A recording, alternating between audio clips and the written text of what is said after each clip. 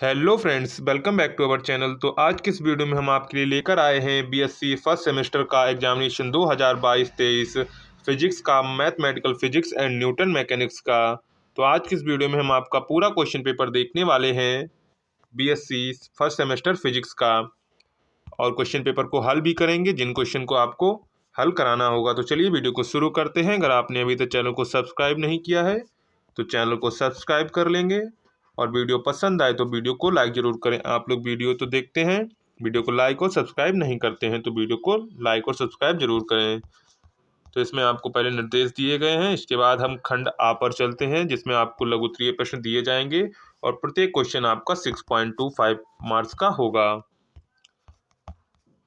यह खंड आपका आबाद दो भागों में बटा होगा, प्रत्येक भाग से केवल आपको दो दो प्रश्न के उत्तर देने हैं। तो सबसे पहले हम भाग आ देखते हैं जिसमें आपको ये पार्टिकुलर मूव्स, आप इंग्लिश में पढ़ना चाहें तो इंग्लिश में पढ़ सकते हैं, हिंदी में पढ़ना चाहें तो हिंदी में। 4I+1J+3 के न्यूटन के एक समान बल के प्रभाव में एक कण 3I+2J के मीटर बिंदु से 14I+13J+9 के मीटर बिंदु तक गति करता है, तो बल द्वारा किए गए कार्य की गणना कीजिए। तो आपको पता होगा कि W बराबर सूत्र क्या होता है, F.A होता है। ए का मतलब विस्थापन। तो सबसे पहले हम वस्तु का विस्थापन निकालेंगे। तो विस्थापन के लिए क्या करेंगे, सब दूसरे वाले से पहले वाले को घटाएंगे। चलिए इससे घटाते हैं। 14 में 3 जाएगा तो कितना बचेगा, 11I बचेगा। 13 में 2 जाएंगे तो +11J बचेगा। और इसके बाद 9 से -6 करेंगे तो 9 6 कितने हो जाएंगे, 15K हो जाएंगे। तो ये हमारा विस्थापन समीकरण आ गया सदिश रूप में। इसके बाद तो डॉट प्रोडक्ट हमें करना है, तो 4I+1J+3K डॉट 11I 11K और 15J आया। तो I का I के साथ गुणा कर देंगे, J का J के साथ और K का K के साथ गुणा कर देंगे। तो 11 का 4 में गुणा करेंगे, +1 का 11 में गुणा करेंगे, +15 का 3 में गुणा करेंगे। तो इसका गुणा करेंगे कितना आएगा, 44 आएगा। 44 + 11 + 45, इसे जोड़ेंगे तो 55 आएगा, और इसे जोड़ेंगे 45 को जोड़ेंगे तो टोटल हमारा कितना कार आ जाएगा, 100 न्यूटन आ जाएगा। कितना आएगा, 100 न्यूटन। तो ये हमारा इसका आंसर हो जाएगा। इसके बाद इंग्लिश में आपको दिया गया है, नेक्स्ट क्वेश्चन था समता परिपाक पेरिटी से आप क्या समझते हैं। क्या तात्पर्य है, पेरिटी के तय शत सदिशों, सत्य आदिशों व सूडो आभासी सदिशों के परिवर्तन का पर संक्षेप में चर्चा कीजिए। इसके बाद है एक बिंदु P√3, 1 के निर्देशांक निर्धारित कीजिए जबकि निर्देशांक अक्षों को 30 डिग्री की कोण से घुमाया गया है। इसके बाद डी क्वेश्चन है, केवल बेलनाकार निर्देशकों का प्रयोग करते हुए सिद्ध कीजिए V vector dot R vector equal to 3 R vector equal to XI+YJ+J के कार्तीय निर्देशांकों में है। इसके बाद नेक्स्ट क्वेश्चन था, स्केल गुणांकों से क्या तात्पर्य है, निम्नलिखित निर्देशांक तंत्रों के लिए स्केल गुणांक लिखिए। पहला है कार्तीय निर्देशांक तंत्र, बेलनाकार निर्देशांक तंत्र और गोलाकार ध्रुवीय निर्देशांक तंत्र। इसके बाद पार्ट बी आता है जिसमें आपका नेक्स्ट था जड़त्वीय अजड़त्वीय निर्देश फ्रेम क्या है, प्रत्येक के दो दो उदाहरण दीजिए। इसके बाद नेक्स्ट क्वेश्चन है जिसमें आपसे पूछा गया था, दर्शाइए कि रेखीय संवेग संरक्षण का सिद्धांत न्यूटन के तृतीय नियम के तुल्य है। इसके बाद नेक्स्ट क्वेश्चन है, वैश्विक स्थान निर्धारण प्रणाली GPS के बारे में संक्षेप में आपको चर्चा करनी है। इसके बाद कण के वेग तथा तरंग वेग में अंतर समझाइए तथा इसके मध्य संबंध स्थापित कीजिए।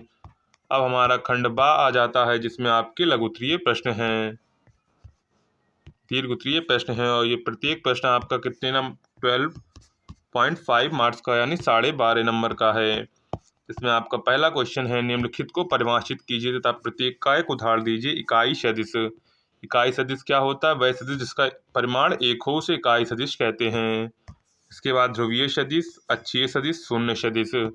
शून्य सदिश जिसका परिमाण शून्य हो उसे शून्य सदिश कहते हैं।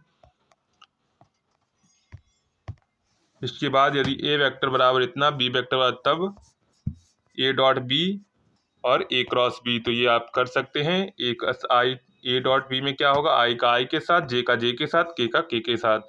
और इसके बाद अगर ए क्रॉस बी निकालना है तो आई जे यहाँ पर लिखेंगे। इसके बाद पहले की वैल्यू रख देंगे, 1 -1 2 3 2 -1। इस सारणी को हल करेंगे, जो उत्तर आएगा वही आपका ए क्रॉस बी होगा। इसके बाद है what is mean by the gradient of scalar field starting from definition show that gradient of scalar field phi can be written as.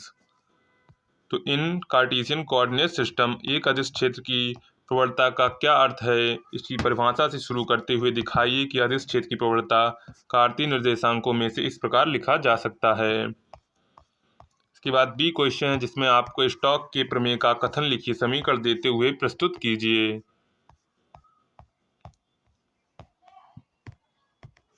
Next question है कर्ल की परिभाषा एवं स्टोक के प्रमेय से दर्शाइए कि बंद वक्र C = XY तल में संलग्न क्षेत्र R के लिए उपर्युक्त प्रमेय को क्या कहते हैं। इसके बाद पार्ट बी आता है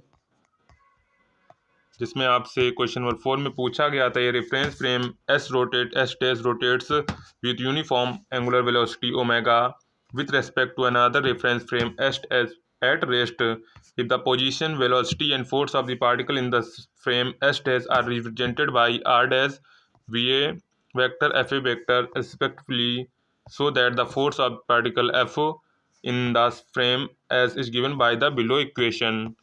Give the brief interpretation of this equation with reference to the motion of bodies on Earth's surface. Hindi में आप देख सकते हैं, इसे देखना चाहें तो। इसके बाद अथवा में अगर आपको ये नहीं करना है तो आप ये कर सकते हैं, दर्शाइए कि पाइशन निष्पत्ति का सैद्धांतिक मान -1 से 0.50 के बीच में होता है। इसके बाद उसी का बी पार्ट है, ऐंठन कोण तथा अपरूपण कोण में अंतर समझाइए। एक समान ठोस बेलन में उत्पन्न ऐंठन उत्पन्न करने वाले आवश्यक बल युग्म के लिए व्यंजक प्राप्त कीजिए। इसी के बाद आपको सी पार्ट में लोहे के गर्डर आई के आकार में क्यों बनाए जाते हैं। इसके बाद सेक्शन सी आता है जिसमें आपको पहले दीर्घोत्तरीय प्रश्न दिए गए हैं। इसमें आपका प्रत्येक प्रश्न 12.5 नंबर का है, जिसमें आपका पहला क्वेश्चन है गोलाकार निर्देशकों प्रणाली से आप क्या समझते हैं, क्या एक यह ऑर्थोगोनल सिस्टम है, यदि हाँ तो व्याख्या कीजिए। बी क्वेश्चन है सिद्ध कीजिए कि गोलाकार निर्देशांक प्रणाली में है ये समीकरण। इसके बाद 7 है covariant B mu of contravariant A mu rank a one tensor के लिए सिद्ध कीजिए कि ए म्यू बी न्यू एक अपरिवर्तनीय मात्रा है। इसके बाद बी क्वेश्चन है भौतिक विज्ञान में टेंसर के उदाहरणों पर संक्षिप्त टिप्पणी लिखिए। इसके बाद पार्ट बी आता है जिसमें से आपको कोई 3 क्वेश्चन करने हैं, निम्न से किन्हीं 3 पर संक्षिप्त टिप्पणी लिखिए। समानी द्रव्यमान केंद्र गति, केपलर के ग्रह गतीय नियम लिखिए। इसके बाद क्वेश्चन नंबर डी है सरल आवर्त गति का एक अवकल समीकरण। आपको इसमें 4 दिए गए हैं, कोई 3 आपको करने हैं। इसके बाद क्वेश्चन नंबर 9 है, इंग्लिश में आप पढ़ सकते हैं, आपको दिया गया है लिसाज आकृतियां क्या होती हैं, 2 परस्पर लंबवत सरल आवर्त गतियों को जिनके आयाम भिन्न भिन्न हैं तथा आवर्तियां 2:1 अनुपात में अध्यारोपित होती हैं उनकी स्थितियों की विवेचना के लिए जिनमें कालांतर 0π/2 तथा पाई है। तो ये आपका बीएससी का फर्स्ट सेमेस्टर का क्वेश्चन पेपर 2022-23 का है। इस क्वेश्चन पेपर आपको कैसा लगा आप लोग वीडियो में ज़रूर बताएं, और वीडियो अच्छा लगा तो वीडियो को लाइक करेंगे, चैनल पहली बार है चैनल को सब्सक्राइब कर लेंगे। मिलते हैं अगले वीडियो में अगले क्वेश्चन पेपर के साथ, तब तक के लिए गुड बाय।